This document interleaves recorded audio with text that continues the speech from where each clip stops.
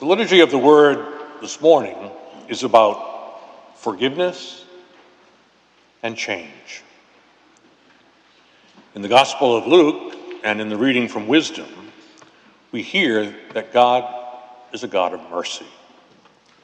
He invites us to change and gives us the chance to change over and over again. In the Gospel, we heard the story of Zacchaeus, a tax collector who climbed up a tree in order to see Jesus. He's called by name and told to come down and that Jesus will spend the day with him. Zacchaeus was the chief tax collector.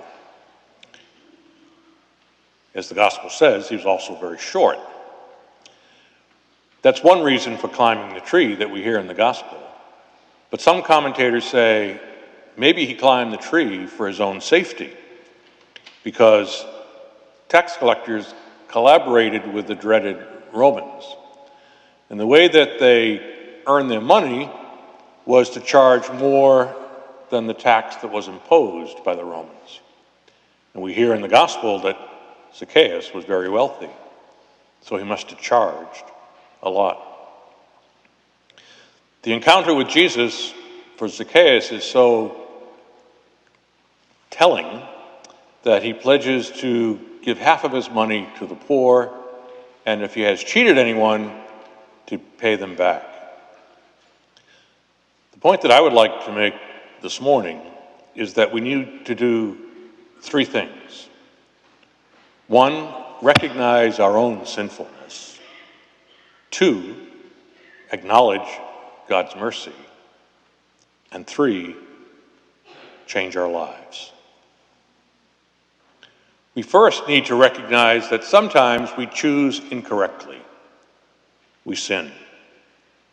That's not a popular notion, but it is an essential acknowledgement if we are to make progress in the spiritual life.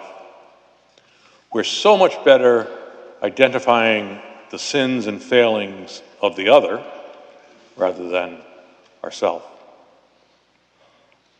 But once we do admit our sinfulness, we must also be conscious of God's infinite mercy. As the Book of Wisdom noted, He is merciful so that we can repent. At this Eucharist, we celebrate salvation and redemption. We believe in the love of a God that is so powerful that He died for us. We relive this sacrificial love as we celebrate Eucharist. We are in communion with Him so that we might be strengthened for our life's journey. We need to give thanks to the Lord for His love. And as we sang in the psalm, we need to praise His name forever.